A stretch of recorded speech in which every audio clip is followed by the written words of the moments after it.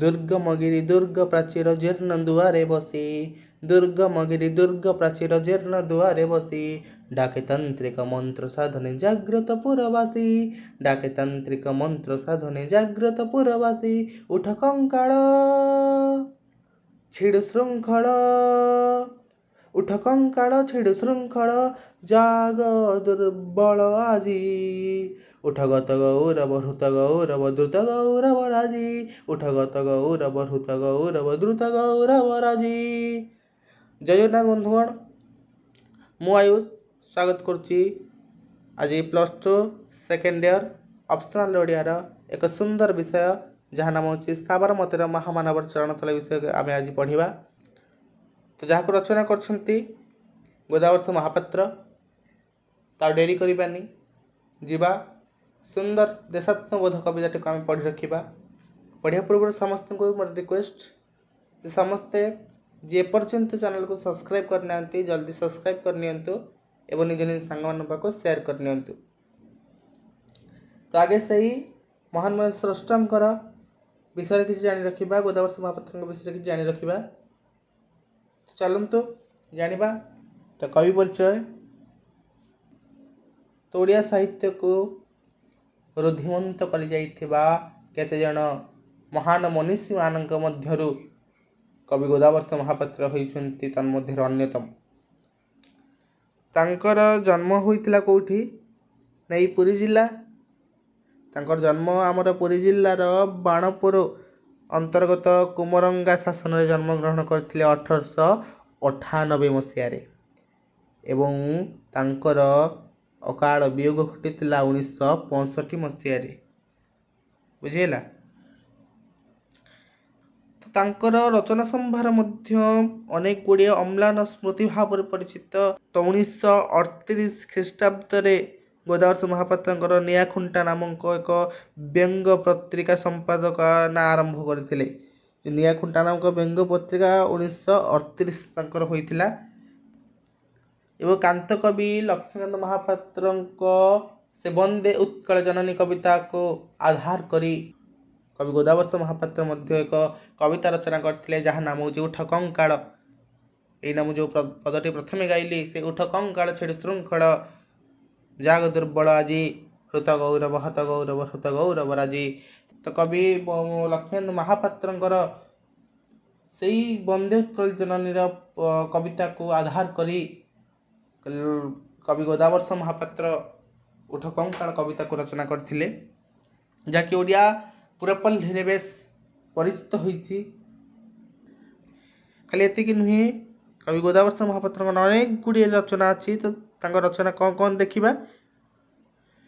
ତାଙ୍କର ରଚନା ସମ୍ଭାର ମଧ୍ୟରେ ସୃଷ୍ଟି ସମ୍ଭାର ମଧ୍ୟରୁ ପ୍ରଭାତ କୁସୁମ, ହେ ମୋର କଲମ 1951ରେ ହେ ମୋର କଲମ ପ୍ରକାଶିତ ହୋଇଥିଲା।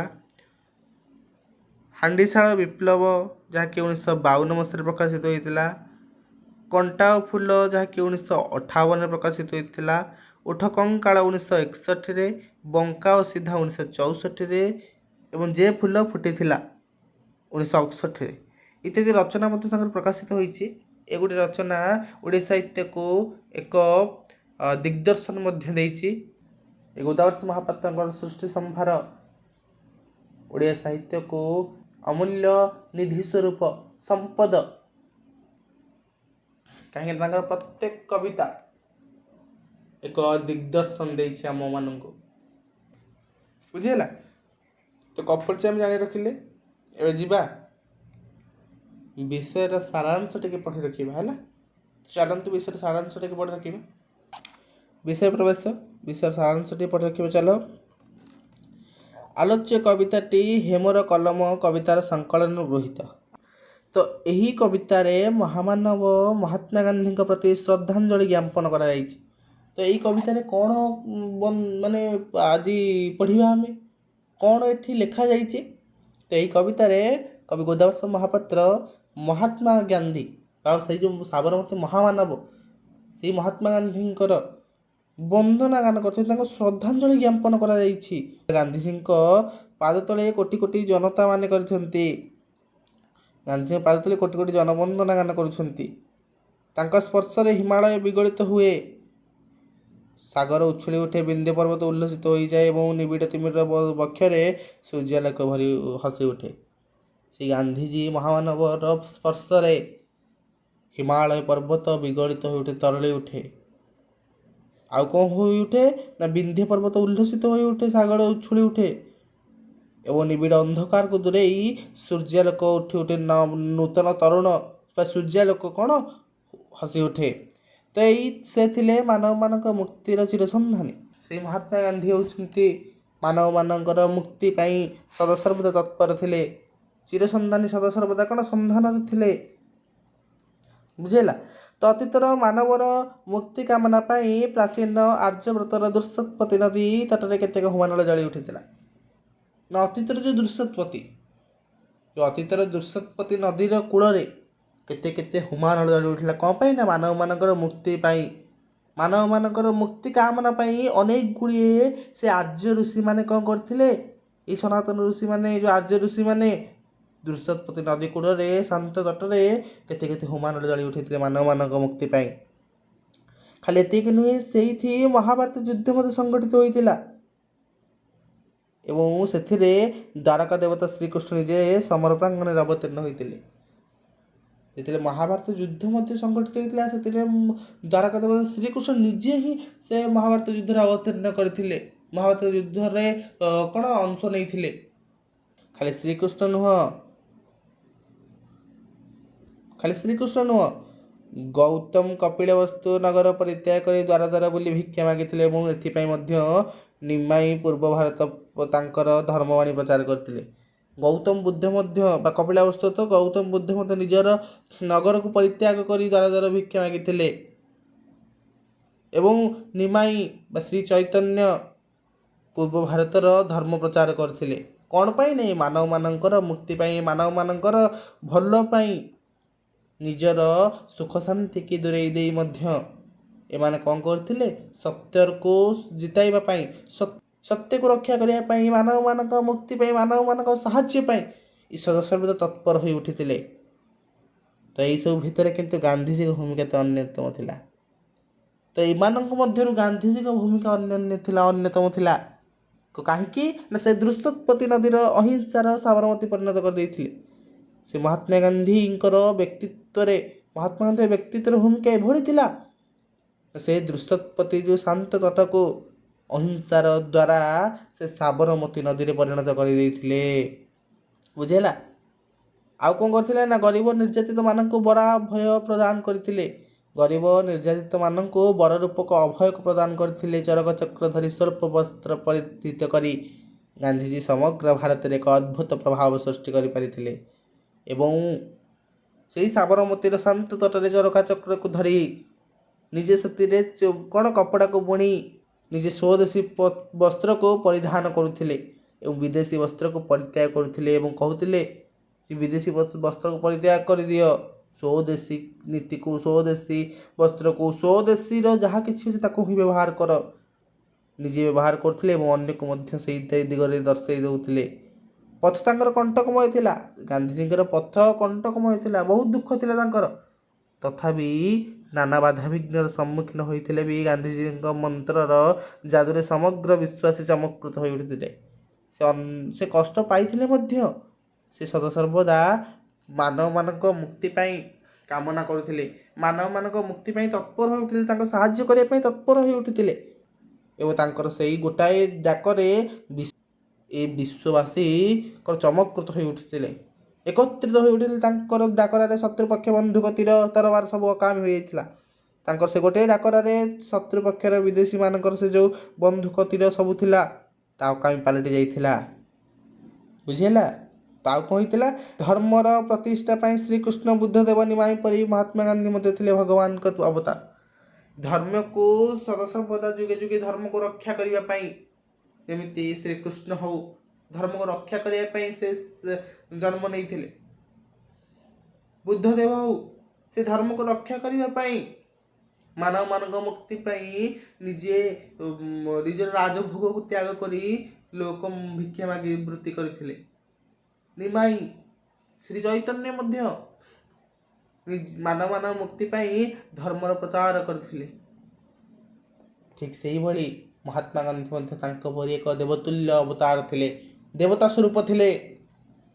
ସଦାସର୍ବଦା ମାନଙ୍କ ପାଇଁ ତତ୍ପର ହେଉଥିଲେ, ମାନବମାନଙ୍କ ମୁକ୍ତି ପାଇଁ କ'ଣ ପ୍ରାର୍ଥନା କରୁଥିଲେ। ମରଣକୁ ଜୟ କରିଥିବା ଏହି ମହାପୁରୁଷଙ୍କ ଚରଣ ତଳେ ଆଜି ମଧ୍ୟ ଏ ଯୁଗର ଅର୍ଘ୍ୟ ପ୍ରଦୀପ ଜଳି ଉଠେ। ସେଇ ମରଣକୁ ଜୟ କରିଥିବା ଆଜି ମହାତ୍ମା ଗାନ୍ଧୀ ମରି ମଧ୍ୟ ଅମର ପାଲଟି ଯାଇଛନ୍ତି ନା ନାଇଁ? ଆଜି ଆମ ସମସ୍ତଙ୍କ ମନ ମଧ୍ୟରେ ସେ ଅଛନ୍ତି। ସେ ମରି ମଧ୍ୟ ଆଜି ଅମର ହୋଇ ଉଠିଛନ୍ତି, ପ୍ରାଣକୁ ସେ ଜୟ କରିଦେଇଛନ୍ତି, ମରଣକୁ ସେ ଜୟ କରିଛନ୍ତି। ସେଇ ମରଣକୁ ଜୟ କରିଥିବା ମହାନମୟ ମନୀଷୀ ସେଇ ମହାତ୍ମା ଗାନ୍ଧୀଙ୍କର ଚରଣ ତଳେ ଆଜି ଏ ଯୁଗର ଅର୍ଘ୍ୟ ପ୍ରଦୀପ ଜଳି ଉଠୁଛି। ବୁଝିହେଲା? ବୁଝିପାରିଲା ସମସ୍ତେ ସାରାଂଶ? ତ ଚାଲ ଯିବା ଆମେ ବିଷୟକୁ ପଢ଼ି ରଖିବା ହେଲା। ଆଚ୍ଛା, କ'ଣ ଦେଲା ନା ସାବରମତୀର ମହାମାନବର ଚରଣ ତଳେ। ଗୋଦାବର୍ଷ ମହାପାତ୍ର ଯାହାକୁ ରଚନା କରିଛନ୍ତି କିଏ? ଗୋଦାବର୍ଷ ମହାପାତ୍ର। ଆଚ୍ଛା, ବିଷୟରୁ ଆମେ କ'ଣ ବୁଝୁଛେ? ସାବରମତୀର ମହାମାନବର ଚରଣ ତଳେ। ତ ସାବରମତୀର ମହାମାନବ କିଏ? ନା ମହାତ୍ମା ଗାନ୍ଧୀ। ଗୋଦାବର୍ଷ ମହାପାତ୍ର ଏଠି ରଚନା କରୁଛନ୍ତି ମହାତ୍ମା ଗାନ୍ଧୀଙ୍କ ଚରଣ ତଳେ। ଆଚ୍ଛା, ମହାତ୍ମା ଗାନ୍ଧୀଙ୍କ ଚରଣ ତଳେ ବିଷୟ ନାଁ ଦେଇଛନ୍ତି ଯେଉଁ, ତ ସାବରମତୀର ମହାମାନବ ଗାନ୍ଧୀଙ୍କ ଚରଣ ତଳେ କ'ଣ ହେଇଛି, ତ ଆଜି ଆମେ ତାକୁ ଆଲୋଚନା କରିବା। ତ ଏଇ ବିଷୟଟିକୁ ସମସ୍ତଙ୍କୁ କହି ରଖୁଛି, ଭିଡ଼ିଓକୁ ଫାର୍ଷ୍ଟ ଲାଷ୍ଟ ପର୍ଯ୍ୟନ୍ତ ଦେଖ, ସମସ୍ତେ ସୁନ୍ଦର ଭାବରେ ସରଳ ଭାବରେ ବୁଝିପାରିବ ହେଲା। ତ ଚାଲନ୍ତୁ ଦେଖି ରଖିବା। ସାବରମତୀର ମହାମାନବର ଚରଣ ତଳେ କୋଟି ଜନ ମନ ବନ୍ଦନା ଗାନ ପ୍ରବାହ ଚଳେ। ଗଳେ ହିମାଚଳ ଉଛୁଳେ ସାଗର ବିନ୍ଧ୍ୟଲ ସେ, ନିବିଡ଼ ତିମିର ଭେଦିକି ତରୁଣ ତପନ ହସେ, ନିବିଡ଼ ତିମିର ଭେଦିକି ତରୁଣ ତପନ ହସେ। କ'ଣ କହିଲେ ନା ଗୋଦାବର୍ଷ ମହାପାତ୍ର କହୁଛନ୍ତି ସାବରମତୀର ମହାମାନବର ଚରଣ ତଳେ। ସାବରମତୀ ମହାମାନବ କିଏ? ନା ଗାନ୍ଧୀଜୀ। ଗାନ୍ଧୀଜୀଙ୍କ ଚରଣର ତଳେ, ଗାନ୍ଧୀଜୀଙ୍କ ପାଦ ତଳେ କ'ଣ ହୁଏ ନା କୋଟି ଜନମନ ବନ୍ଦନା ଗାନ ପ୍ରବାହ ଚଳେ। କୋଟି କୋଟି ଜନତାଙ୍କର ମନ, କୋଟି କୋଟି ଜନତାଙ୍କର ସେ ବନ୍ଦନା ଗାନ ପ୍ରବାହିତ ହୋଇ ଉଠୁଛି। ଗାନ୍ଧୀଙ୍କ ଚରଣ ତଳେ କୋଟି କୋଟି ଜନତାଙ୍କର ମନ ପ୍ରାଣ ଅଛି, କୋଟି କୋଟି ଜନତାଙ୍କର ବନ୍ଦନା ଗାନ ପ୍ରବାହିତ ହୋଇ ଉଠୁଛି। କୋଟି କୋଟି ଜନତା ତାଙ୍କର ପାଦ ତଳେ ଆଜି କ'ଣ ସଲାମ କରୁଛନ୍ତି। କୋଟି କୋଟି ଜନତାଙ୍କର ମନ ମଧ୍ୟରେ ଆଜି ଗାନ୍ଧୀଜୀ ନମସ୍ୟ ହୋଇଛନ୍ତି, ପୂଜା ପାଉଛନ୍ତି। ଆଜି ସେଇ ଗାନ୍ଧୀଜୀ ସେଇ ମହାମାନବର ଚରଣ ତଳେ ଆଜି ସମସ୍ତେ କୋଟି କୋଟି ଜନତା କ'ଣ କରୁଛନ୍ତି? ଅଭିନନ୍ଦନ ଜଣାଉଛନ୍ତି। ବୁଝିହେଲା? ଆଉ କ'ଣ ହେଉଛି ନା ଗଳେ ହିମାଚଳ ଉଛୁଳେ ସାଗର ବିନ୍ଧ୍ୟଲ ସେ, ନିବିଡ଼ ତିମିର ଭେଦିକି ତରୁଣ ତପନ ହସେ। ଗଳେ ହିମାଚଳ ସେଇ ମହାନ ମନୀଷୀ ସେଇ ମହାତ୍ମା ଗାନ୍ଧୀଙ୍କର ବ୍ୟକ୍ତିତ୍ୱ ଏଭଳି ଥିଲା।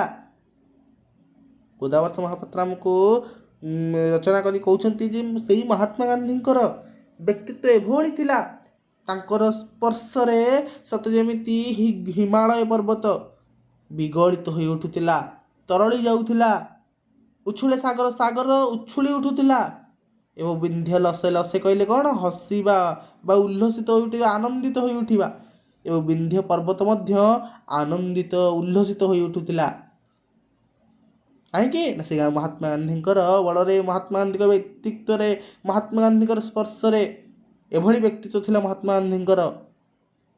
ଖାଲି ଏତିକି ନୁହେଁ, ମହାତ୍ମା ଗାନ୍ଧୀ ଏଭଳି ବ୍ୟକ୍ତିତ୍ୱବାନ ଥିଲେ ଯାହାଫଳରେ ନିବିଡ଼ ତିମିର ଭେଦିକି ତରୁଣ ତପନ ହସେ। କ'ଣ ହେଇଥିଲା ନା ନିବିଡ଼ ଘୋର, ନିବିଡ଼ ଅର୍ଥ ଘୋର, ତିମିର ଅର୍ଥ ଅନ୍ଧକାର, ସେ ଘୋର ଅନ୍ଧକାର ମଧ୍ୟରୁ ତରୁଣ ତପନ, ନୂତନ, ତରୁଣ ଅର୍ଥ ଯୌବନ, ଯୌବନର ତପନ ବା ସୂର୍ଯ୍ୟ କ'ଣ ହସି ଉଠିଥିଲେ। ଅର୍ଥ ଏହାର କହିବାର ବାହୁଲ୍ୟ କ'ଣ ନା ଯେତେବେଳେ ଆମ ଦେଶ ପରାଧୀନତାର ଘୋର ଅନ୍ଧକାରରେ ଭରି ହେଇଥିଲା, ସେ ପରାଧୀନତାର ଅନ୍ଧକାର ତମସାଚ୍ଛନ୍ନର ଶିଙ୍କୁଳିରେ ବନ୍ଧା ହେଇଥିଲା, ସେତେବେଳେ ଏଇ ମହାମାନବର ଡାକରାରେ, ସେତେବେଳେ ଏଇ ମହାମାନବ ଗାନ୍ଧୀଜୀଙ୍କର ଦ୍ୱାରା ହିଁ ଆମର ଦେଶ କ'ଣ ପରାଧୀନତାର ମୁକ୍ତ ହେଇଯାଇଥିଲା। ସେ ପରାଧୀନତାର ଅନ୍ଧକାର ସବୁଦିନ ପାଇଁ ଟଳି ଯାଇଥିଲା। ଏବଂ ତରୁଣ ତପନ ହସି ଉଠିଥିଲା। ତାଙ୍କରି ଦ୍ୱାରା ଆମ ଦେଶ ସ୍ୱାଧୀନତା ପାଇଥିଲା।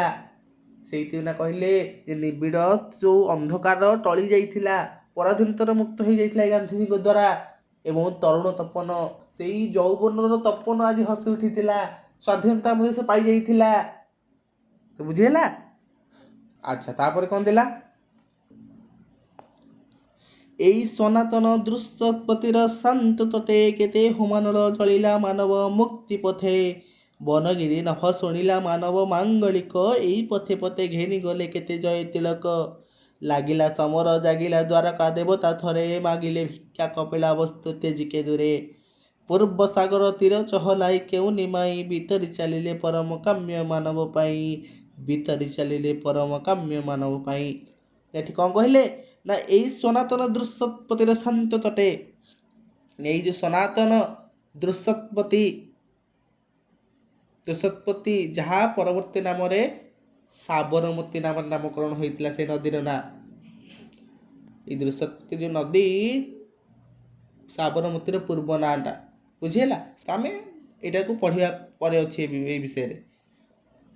ଆଚ୍ଛା, ଏଇ ଯେଉଁ ସନାତନ ଦୃଶ୍ୟପତିର ଶାନ୍ତ ତଟେ, ଏଇ ଯେଉଁ ଦୃଶ୍ୟପତି ଶାନ୍ତ ତଟରେ ଶାନ୍ତ କୂଳରେ କ'ଣ ହେଇଥିଲା ନା କେତେ ହୋମାନଳ ଜଳିଲା ମାନବ ମୁକ୍ତି ପଥେ। କେତେ କେତେ ହୋମାନଳ ଜଳି ଉଠିଥିଲା। ସେ ଆର୍ଯ୍ୟ ଋଷିମାନେ କ'ଣ କରିଥିଲେ? କେତେ କେତେ ହୋମାନଳ ଜଳେଇଥିଲେ, କେତେ କେତେ ହୋମ କରିଥିଲେ, ହୋମ ରୂପକ ଅନଳ ଜାଳିଥିଲେ। କ'ଣ ପାଇଁ? ନା ଏ ମାନବମାନଙ୍କର ମୁକ୍ତି ପାଇଁ, ମାନବମାନଙ୍କର ଉପକାର ପାଇଁ, ମାନବମାନଙ୍କର ମୁକ୍ତି ପାଇଁ ସେଇ ଆର୍ଯ୍ୟ ଋଷିମାନେ ଦୃଶ୍ୟପତିର ଶାନ୍ତ କୂଳରେ ଶାନ୍ତ ତଟରେ ହୋମାନଳ ଜଳେଇ ଉଠେଇଥିଲେ, ହୋମାନଳ ଜଳେଇଥିଲେ। ବୁଝିହେଲା? ତାପରେ କ'ଣ ଦେଲା ନା ବନଗିରି ନଭ ଶୁଣିଲା ମାନବ ମାଙ୍ଗଳିକ, ଏଇ ପଥେ ପଥେ ଘେନି ଗଲେ କେତେ ଜୟ ତିଳକ। ବନଗିରି ନଭ ଶୁଣିଲା ମାନବ ମାଙ୍ଗଳିକ। ବନଗିରି ନଭ କ'ଣ? ବନ ଅର୍ଥ ଜଙ୍ଗଲ ବା ଅରଣ୍ୟ, ଗିରି ଅର୍ଥ ପାହାଡ଼, ନଭ ଅର୍ଥ ଆକାଶ। ବୁଝିହେଲା? ତ ସେ ଆର୍ଯ୍ୟ ଋଷିମାନଙ୍କର ଯେଉଁ ଦୃଶ୍ୟପତି ଶାନ୍ତ ତଟରେ ହୋମାନଳ ଜଳେଇଥିଲେ ମାନବମାନଙ୍କ ମୁକ୍ତି ପାଇଁ, ତାଙ୍କ କଣ୍ଠରୁ ଯେଉଁ ଦିବ୍ୟ ଗୀତିକା ଝରି ପଡ଼ୁଥିଲା, ତାଙ୍କ କଣ୍ଠରୁ ଯେଉଁ ଓମକାର ନାଦ ଯେଉଁ ବାଜି ଉଠୁଥିଲା, ତ ସେଇ ମାଙ୍ଗଳିକକୁ, ସେ ମାନବମାନଙ୍କର ଯେଉଁ ମଙ୍ଗଳ ଧ୍ୱନିକି କିଏ କିଏ ଶୁଣିଥିଲେ? ନା ବନଗିରି ନଭ, ପାହାଡ଼, ବଣ ଜଙ୍ଗଲ, ଆକାଶ ସମସ୍ତେ ଶୁଣିଥିଲେ ଏଇ ମାନବମାନଙ୍କ ମାଙ୍ଗଳିକକୁ। ଖାଲି ଏତିକି ନୁହେଁ, ସେଇ ପଥରେ, ଏଇ ପଥେ ପଥେ ଘେନି ଗଲେ କେତେ ଜୟ ତିଳକ। ସେଇ ପଥରେ କେତେ କେତେ ଯାଇ ବିଜୟର ଟୀକାକୁ ମଧ୍ୟ ପ୍ରାପ୍ତ କରିଛନ୍ତି। ବୁଝିଲା? ତ ତାପରେ କ'ଣ ଦେଲା ନା ଲାଗିଲା ସମର ଜାଗିଲେ ଦ୍ୱାରକା ଦେବତା ଥରେ, ମାଗିଲେ ଭିକ୍ଷା କପିଳା ବସ୍ତୁ ତେଜିକେ ଦୂରେ। ନା ଲାଗିଲା ସମର, ସମର ଅର୍ଥ ଯୁଦ୍ଧ। ଯୁଦ୍ଧ ଲାଗିଥିଲା କାହା ମଧ୍ୟରେ? ନା କୌରବ ପାଣ୍ଡବମାନଙ୍କ ମଧ୍ୟରେ ଯେତେବେଳେ ମହାଭାରତ ଯୁଦ୍ଧ ହୋଇଥିଲା, ସେତେବେଳେ ଦ୍ୱାରକା ଦେବତା କିଏ? ଶ୍ରୀକୃଷ୍ଣ। ଦ୍ୱାରକା ଦେବତା ଶ୍ରୀକୃଷ୍ଣ ନିଜେ ସେ ଯୁଦ୍ଧରେ ଅବତୀର୍ଣ୍ଣ କରିଥିଲେ, ନିଜେ ସେ ଯୁଦ୍ଧକୁ ଓହ୍ଲାଇ ଆସିଥିଲେ, ସେ ଯୁଦ୍ଧରେ ଅଂଶଗ୍ରହଣ କରିଥିଲେ। କାହିଁକି? ସତ୍ୟକୁ ଜିତାଇବା ପାଇଁ, ସତ୍ୟକୁ ସତ୍ମାର୍ଗରେ ନେଇ ବିଜୟ କରାଇବା ପାଇଁ ନିଜେ ଦ୍ୱାରକା ଦେବତା ମଧ୍ୟ ଯୁଦ୍ଧରେ ଅଂଶଗ୍ରହଣ କରିଥିଲେ। ଖାଲି ଏତିକି ନୁହଁ, ଦ୍ୱାରକା ଦେବତା ନୁହଁ, ମାଗିଲେ ଭିକ୍ଷା କପିଳା ବସ୍ତୁ ତେଜିକେ ଦୂରେ। କପିଳା ବସ୍ତୁ କିଏ? ନା ଗୌତମ ବୁଦ୍ଧ। ଗୌତମ ବୁଦ୍ଧ ମଧ୍ୟ ରାଜଭୋଗକୁ ପରିତ୍ୟାଗ କରି, ତାଙ୍କର ସେ ଐଶ ଜୀବନ, ସେ ସୁଖ ସମ୍ଭୋଗର ଜୀବନକୁ ତ୍ୟାଗ କରି, ତେଜି କରି ଅର୍ଥ କ'ଣ? ତ୍ୟାଗ କରି ସେ ଭିକ୍ଷାବୃତ୍ତି କରିଥିଲେ। କାହିଁକି? ନା ଏଇ ମାନବମାନଙ୍କର ମୁକ୍ତି ପାଇଁ, ଏଇ ମାନବମାନଙ୍କର ଭଲ ପାଇଁ ସିଏ ମଧ୍ୟ ନିଜ ଐଶ ଜୀବନକୁ, ନିଜ ଉପଭୋଗର ଜୀବନକୁ ଛାଡ଼ି ଦେଇଥିଲେ। ଏବଂ ଆଉ ଜଣେ ମଧ୍ୟ ନିମାଇଁ। ନିମାଇଁ କିଏ? ଶ୍ରୀ ଚୈତନ୍ୟ। ଶ୍ରୀ ଚୈତନ୍ୟଙ୍କ ପୂର୍ବ ନାମ ନିମାଇଁ ନା, ତାଙ୍କ ପିଲାବେଳର ନାମ ତ ଶ୍ରୀ ଚୈତନ୍ୟ ମଧ୍ୟ ପୂର୍ବ ସାଗରର ତୀରକୁ ଚହଲାଇଥିଲେ। କାହିଁକି? କାହିଁକି ନା ଭିତରି ଚାଲିଲେ ପରମ କାମ୍ୟମାନଙ୍କ ପାଇଁ। ସେ କ'ଣ? ମାନବମାନଙ୍କର ପରମ କାମ୍ୟ, ମାନବମାନଙ୍କ ମୁକ୍ତି ପାଇଁ, ମାନବମାନଙ୍କର ମଙ୍ଗଳ ପାଇଁ ସଦାସର୍ବଦା ତତ୍ପର ହୋଇ ଉଠିଥିଲେ।